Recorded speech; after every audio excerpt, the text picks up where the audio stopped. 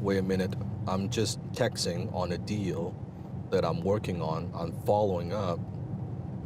Let's send this out.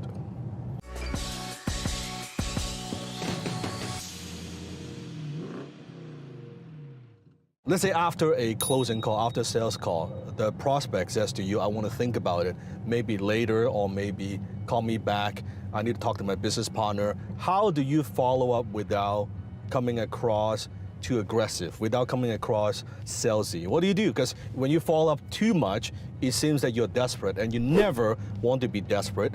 If you don't follow up enough, then chances are you might lose their deal. What do you do? What do you do when they say they are not interested? It has a lot to do with your first initial call. So by the end of your first initial conversation, let's say if you're closing on the phone, why they didn't buy? What exactly did they say? Did they say that, hey, I need to talk to my business partner? Maybe you're selling B2B and they say, hey, we don't have a budget this quarter, but maybe we could look into it next quarter, right? Or maybe they say the timing is just not good, we've got a lot going on, maybe a little bit later. Whatever the objection might be, always remember, write this down, that prospects lie. They lie. They lie to your face. You want answers? I think I'm entitled. You want answers? I want the truth! You can't handle the truth. So whatever the objection they might say may not be the truth. You and I both know that. They don't want to hurt your feelings, they don't want to be direct, or they just don't want to look stupid because they just don't have the budget or money to buy whatever you sell. So if you've done your job as a closer, if you have properly qualified them up front, you will know the truth, why they are not buying. I never let my closers, I never let any one of the students that I trained get off the phone without a commitment. If it is a no, just give me a no. But what I don't want is, I want to think about it, right? I want to get to the bottom line. If they say, I want to think about it, I need a time frame. Do we talk to them a week later? Do we talk to them a month later? I need a time frame, I need some kind of commitment. So most sales guys, most sales professionals, they waste way too much time on prospects that they will never close. They don't have the desire to buy, they don't have the ability to buy, or there's no trust. So instead of spending all their time on those prospects, so let's eliminate those first. If you know what you're doing, you have disqualified them, don't waste time, pursue the next prospect. But if you know that the objection is actually legitimate, it's not a lie, it's legitimate, and you want to follow up. What you don't want to do, and here's how most sales guys fucked up, they follow up with, hey, we talked a month ago, I'm just following up with you. I hope that, are you ready to do business now? Fuck that, right? You're coming across too needy, and you're coming across, oh, are we ready to do business? You want to do business now? You ready to buy now? You're too desperate. You're too hungry. That's not good, right? You are there to solve their problems. Your posture, your positioning is always a trusted advisor. You're here to solve a problem. If they want the problem solved, good. If not, let me know. I don't want to waste my time. I don't want to waste your time, right? So you don't follow up with, you want to buy, you want to buy, you want to buy. No. What you want to follow up with, write this down, is you want to follow up with content. That is the best way to do it. Let's say I'm on the phone. I just talked to a prospect.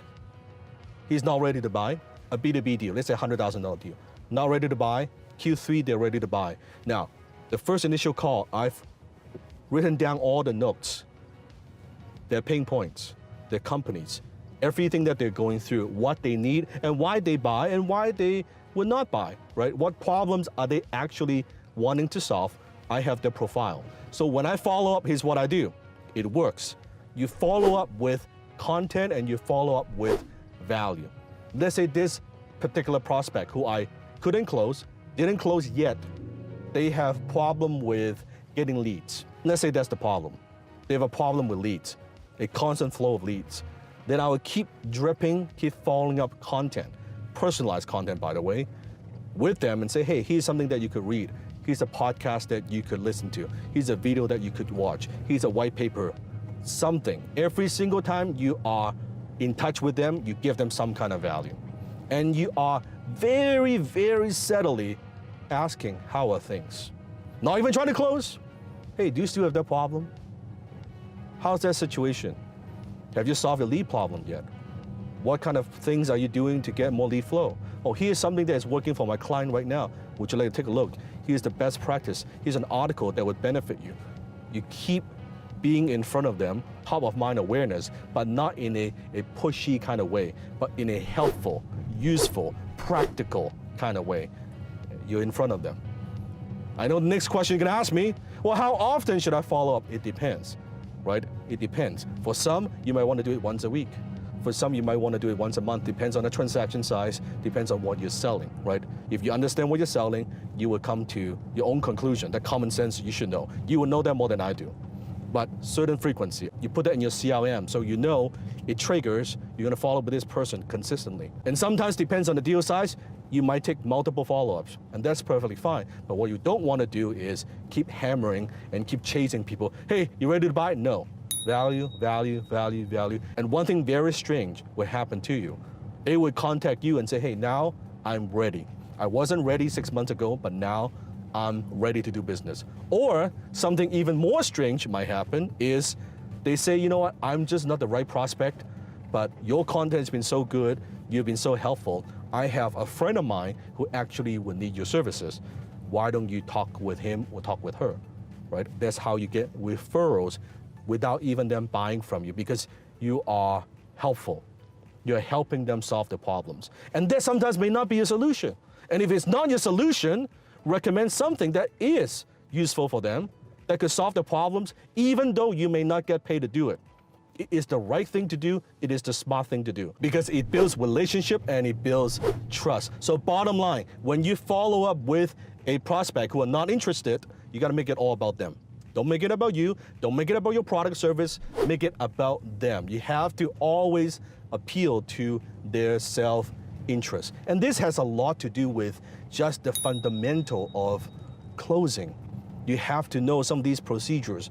If you want to see some examples, if you want to get more in-depth training on this, no theory, actually what works in the real world, what all my students are doing to close sales right now, even during this pandemic. Click on the link below and find out more. Watch our preview webcast. If you're serious and you want to deep dive into this, and you want some systems, you want some templates, we could go from there.